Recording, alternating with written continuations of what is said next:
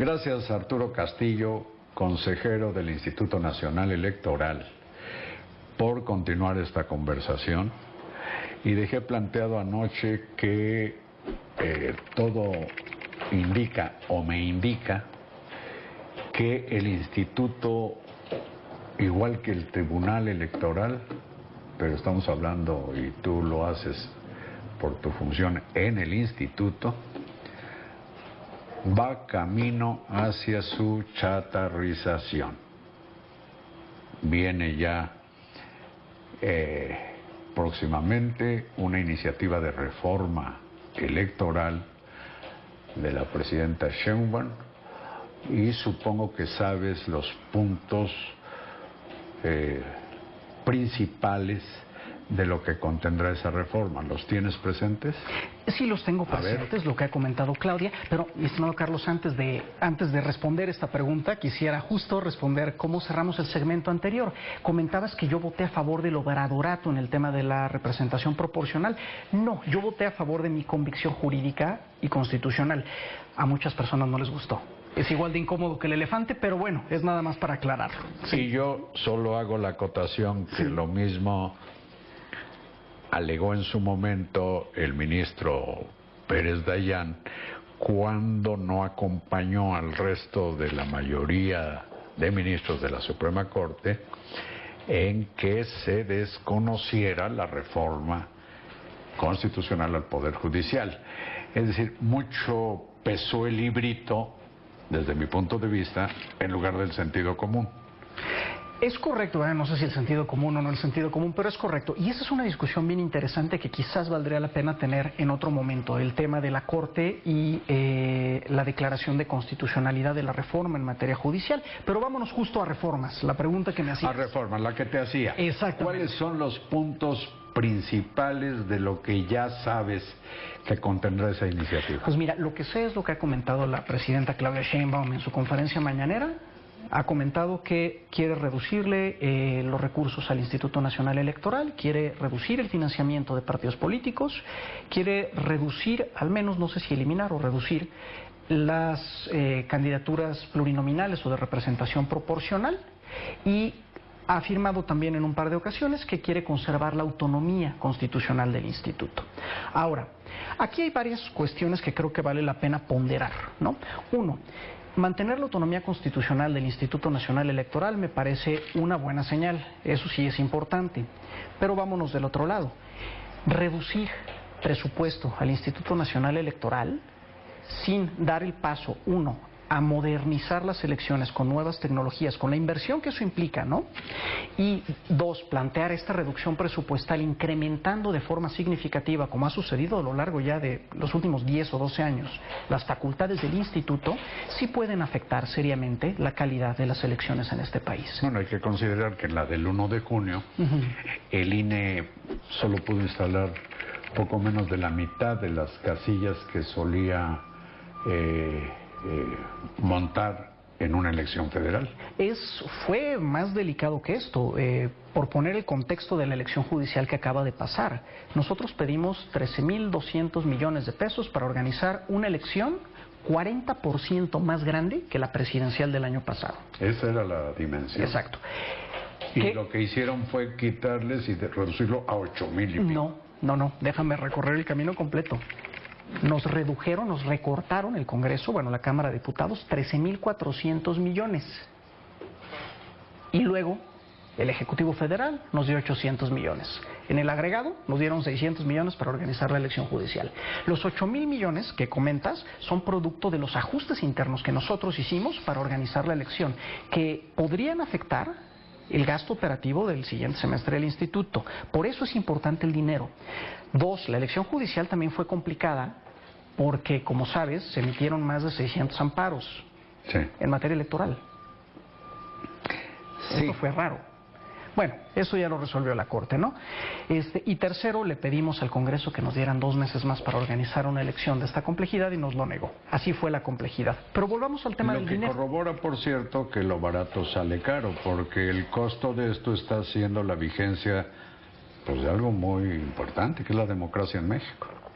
Pues sí, a ver, yo creo que cada que alguien me dice, es que Arturo, la democracia en México es muy cara, ¿contra qué lo estás comparando? Claro.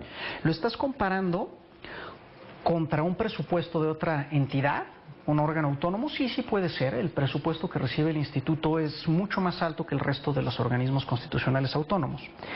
Pero si lo comparas con que llevamos 30 años de democracia efectiva, en donde ha habido transición Eso en no el poder tiene presidencial. precio. Yo creo que se requiere una buena dosis de mezquindad para suponer que es demasiado el dinero que el gobierno debe, yo diría, invertir más que gastar en asuntos como la educación, desde luego la democracia, las instituciones que se encargan de velar por la democracia.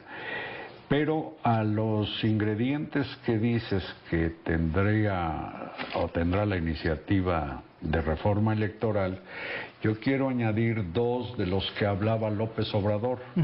Y hasta este día, pues todo lo que va ocurriendo parece armonizar con el pensamiento de quien considero el peor presidente que ha padecido el país, que es, por ejemplo, la elección popular de consejeros del INE. ¿Tú te imaginas un INE racional funcionando a partir de la complacencia pública? Mira, tendríamos que esperar a ver qué iniciativa se presenta y a ver si incluyen o no incluyen este factor. La otra es la desaparición de las OPLES, o sea, claro, las oficinas o instituciones en las 32 entidades equivalentes al Instituto Nacional Electoral. Claro, a ver, la desaparición de los institutos electorales locales a mí me parece que en términos generales no funcionaría, mucho menos si lo pones de la mano de la reducción de financiamiento del Instituto Nacional Electoral. Ya platicaremos aquí de que pues... Organizar elecciones federales del Congreso, de la Presidencia de la República, del Poder Judicial, más 32 elecciones locales también, de los 3 poderes de cada entidad federativa, es un reto monumental que requiere... A lo que hay que añadir también la elección, no sé cada cuándo, pero la próxima será en el 27, de los integrantes del Poder Judicial. Falta la mitad. Es correcto, solo los federales más los locales que faltan. Es un reto monumental. Desaparecer a los soples solo por desaparecerlos creo que es algo que hay que valorar mejor. Creo que puede no ser una buena idea. ¿Qué mesurado es? Es una pésima idea. Hay que valorarlo mejor, pero bueno, sobre todo si va de la mano de público. Yo ¿no? Aprovecho que no lo soy. En efecto, sí.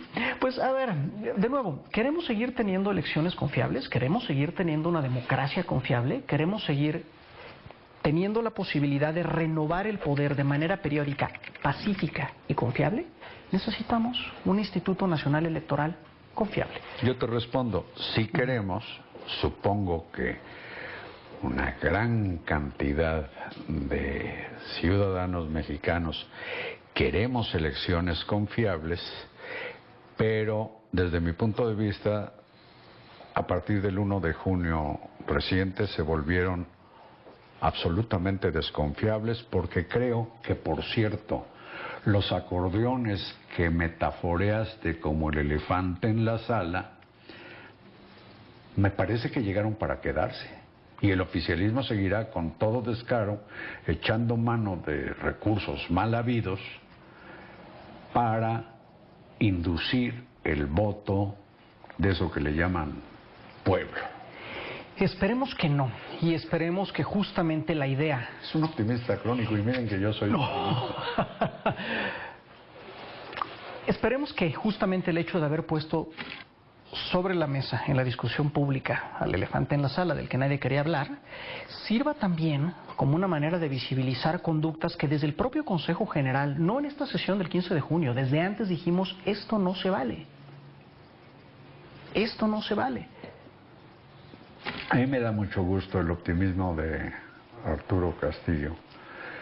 Yo creo que va a ocurrir con el instituto lo que ha ocurrido ya con el tribunal, en que una mayoría oficialista se impone, no entiendo por qué, ante gobiernos de un partido que tú no estabas en el INE, pero que ganó la elección de 2018, entre otras cosas, con la mayor compra documentada de votos de que se tenga memoria y que el propio partido entregó en el Instituto Nacional Electoral a través de un fideicomiso que inventó dizque para ayudar a los damnificados del temblor del 17, y llegó al instituto con cajas de recibos en que a muchísima gente, dinero en mano, se le repartió un titipuchal de dinero, acto que, como el de los acordeones y el elefante, ni siquiera el peor de